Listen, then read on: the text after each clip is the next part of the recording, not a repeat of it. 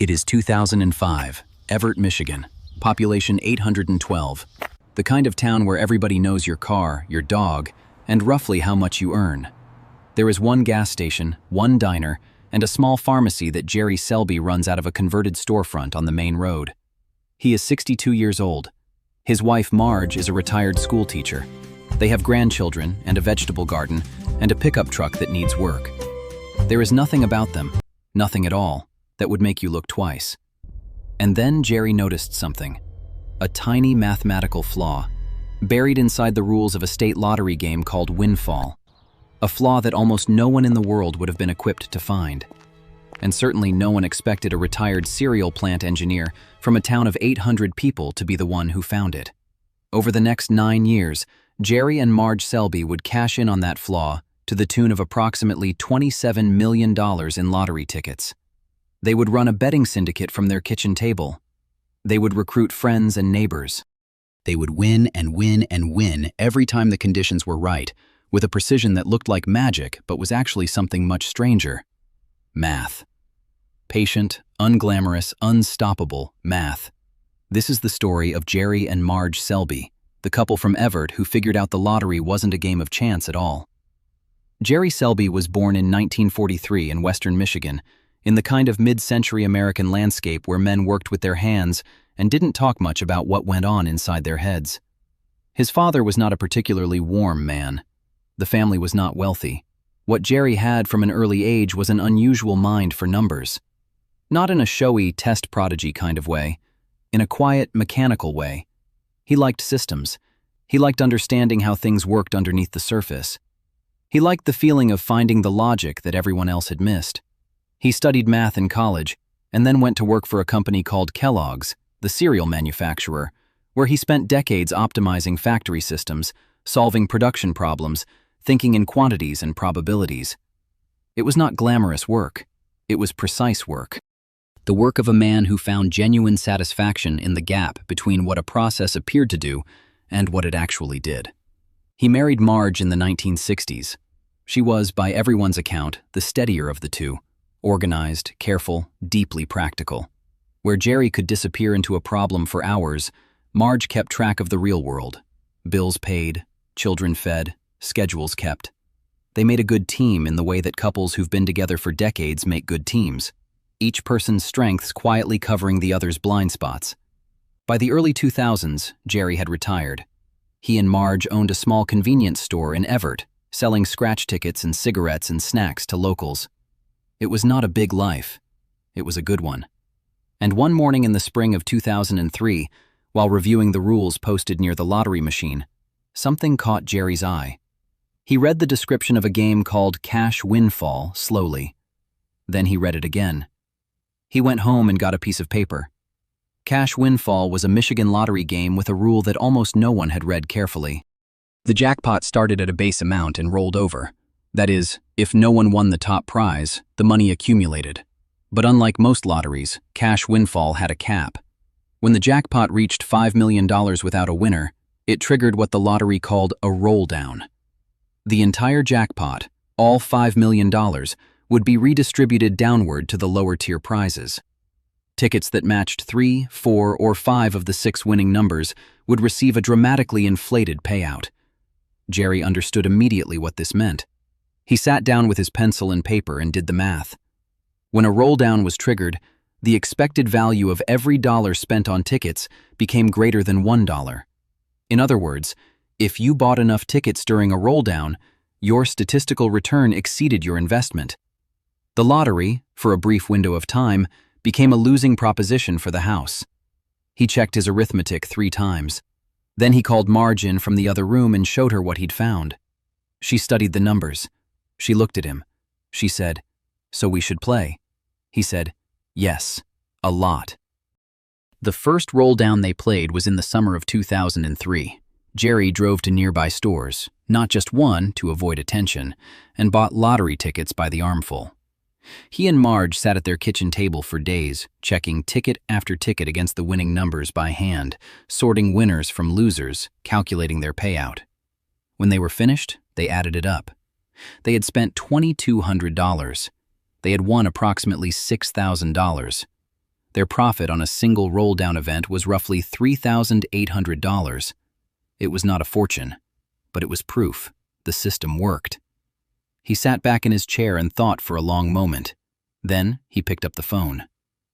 The second time they played, they brought in a small group of friends and family. Jerry explained the math, not in complicated terms but in plain ones. He told them, "This is not gambling in the traditional sense. This is a mathematical opportunity. There is variance, there is risk, but when you buy enough tickets, the numbers are on your side." He collected their money, bought the tickets, tracked the winnings, and paid everyone out fairly. They called themselves GS Investment Strategies. It was not a hedge fund or a corporation. It was 6 or 7 people from Everett, Michigan, pooling money on a kitchen table.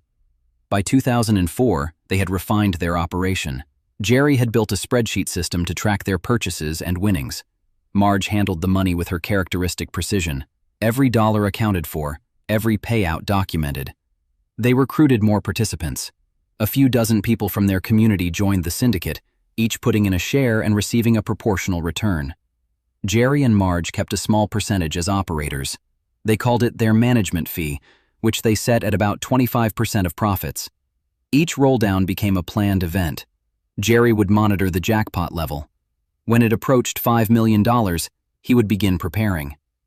In the days before a roll-down, he and Marge would drive from store to store across several counties, buying thousands of dollars worth of quick-pick tickets. They did not attempt to choose numbers. They let the machine pick randomly because with enough tickets, the numbers you chose mattered far less than the volume you purchased. They would return home with grocery bags full of lottery slips and spend the next several days checking them. By some accounts, during peak roll-down events, Jerry and Marge's syndicate was spending between $600,000 and $1 million on tickets in a single betting window. They were, in effect, flooding the lottery with paper. When the roll-down hit, they captured an outsized share of the lower-tier prize pools. The more tickets you bought, the more reliable your return became. Variance shrank. The edge compounded. The winnings began to climb. $10,000, $50,000, $100,000. By 2006, the syndicate had cleared several $100,000 in profit over multiple roll-down events. Jerry and Marge began saving it carefully. They had no particular desire for a lavish lifestyle. What they wanted was security, for themselves, for their children, for the grandchildren. They bought a second home. They traveled a little. They kept running the store in Everett as though nothing had changed, greeting the same customers, selling the same scratch tickets that had first caught Jerry's eye. But something was starting to shift in the world around them. Cash windfall was not unique to Michigan. In Massachusetts, the state lottery had introduced its own roll-down game called Cash Windfall. Different name, but an identical structural mechanic. And in Boston, at MIT, a group of students had independently discovered the same flaw and were playing it. When journalists would later investigate the Massachusetts version of the story, they'd find a sophisticated operation run by students and professors. But back in Michigan, quietly, methodically, without press releases or academic papers, a retired couple from a town of 800 had been doing the same thing for years. There is a particular quality to the Selbee operation that distinguishes it from nearly every other gambling story in history. There was no thrill-seeking, no addiction, no escalating bets driven by ego or desperation. Jerry ran the syndicate the way he had run factory production at Kellogg's, with detachment, precision, and a long view. He tracked everything. When a roll-down produced less than expected return, he analyzed why and adjusted. When the volume of tickets was insufficient to dampen variance, he raised more capital. It was, in the truest sense, a business. Marge matched his temperament exactly. She kept the books. She managed the relationships with syndicate members, sending out clear statements of who had invested and who had earned. She handled the practical complications of depositing large amounts of cash into their bank account without raising flags, a task that required care but was never, by any account, done deceptively. They paid taxes on every dollar they won. This is a detail that is easy to overlook but impossible to overstate. Jerry and Marge never tried to hide what they were doing. It was, in their view, simply a matter of reading the rules more carefully than anyone else. By 2008, the syndicate had distributed millions of dollars in winnings to its members. The roll-down calendar had become the most important schedule in Jerry and Marge's year. They planned around it. They had refined their purchasing strategy, spreading ticket buys across multiple retailers in multiple counties to avoid drawing attention, but never concealing who they were or what they were doing. If a store clerk asked why they were buying so many tickets, Jerry would tell them, "Because the jackpot is about to roll down and the math is good." Most people assumed he was just an enthusiastic lottery player. No one in authority paid particular attention. But not everything stayed quiet. There was one detail that Jerry had not fully controlled, and in 2011, it would become a problem. He knew that their operation was not invisible. With purchases spread across dozens of retailers, patterns would emerge. Volume that large was noticeable if you knew where to look. And in 2011, someone started looking. Two Boston-area journalists began investigating the Massachusetts cash windfall game. They had received a tip about the MIT group and followed it upward. In the course of their reporting, they discovered that 2 or 3 syndicates, sophisticated, well-funded, math-driven, were dominating the roll-down events and capturing disproportionate shares of the prize pool.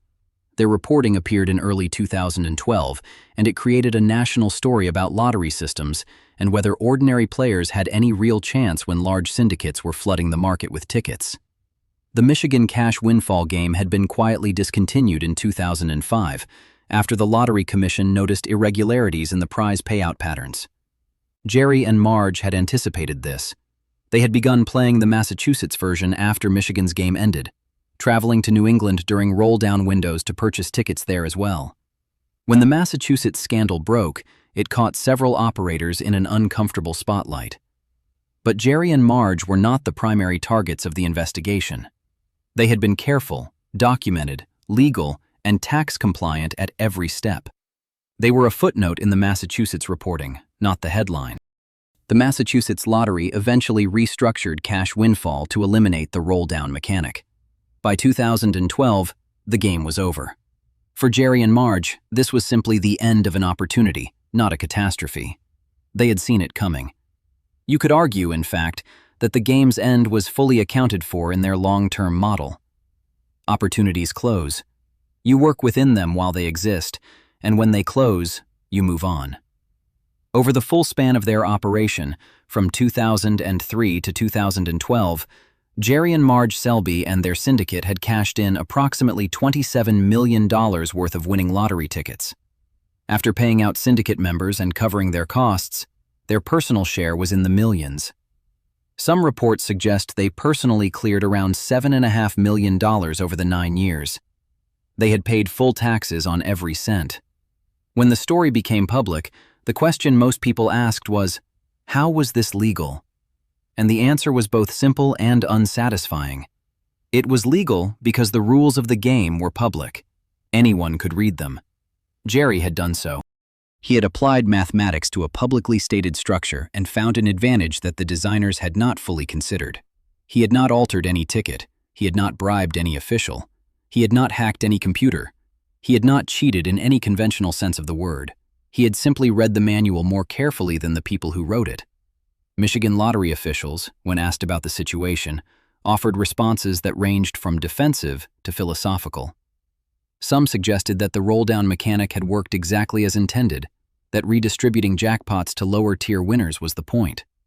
Others privately acknowledged that the designers had not anticipated anyone playing at the volume the Selbee syndicate used, or that anyone would approach the game as a pure mathematical exercise rather than a form of entertainment. The lottery is built on a psychological premise. People play because they dream. Because a $2 ticket represents a brief, vivid flicker of what life might look like if everything changed. That dream is the product. The lottery does not sell probability, it sells hope. And hope, by its very nature, is immune to arithmetic. Jerry Selbee did not buy hope. He bought probability, and for 9 years, probability paid him back. The story was made into a feature film. Bryan Cranston portrayed Jerry Selbee in a 2023 release called Jerry and Marge Go Large. It was not a crime thriller. It was not a cautionary tale. It was, depending on who you ask, a gentle comedy about a retired man who found a second act in the most unlikely place. The film presented the Selbees as fundamentally decent, people who shared their winnings, paid their taxes, supported their community, and refused to be ashamed of something they had done entirely within the law. The real Jerry Selbee, still alive at the time of the film's release, watched his own story on a screen and called it reasonably accurate. He said that the math had always been the interesting part, not the money. He said he would have done it even if the margins had been smaller. Marge, for her part, said she had always known they would be fine. She had trusted the numbers because Jerry had explained them to her clearly, and she had trusted Jerry because she had known him for 50 years. The town of Everett, Michigan is still there. 800 and some people, a gas station, a diner. The store where Jerry first spotted the rules posted near the lottery machine has changed hands. The machine is still there. Every week people feed $2 bills into it and imagine what might happen. Most of them don't read the rules. Most of them never will. That is, in the end, the whole story. Not the money, not the miles driven or the tickets sorted or the spreadsheets filled. The whole story is a man who read something that everyone else walked past, understood what it meant, and had the patience to do something about it. 9 years, $27 million in tickets, a vegetable garden, a pickup truck, and a wife who kept the books. Some people spend a lifetime waiting for luck. Jerry Selbee decided luck was for people who hadn't done the math.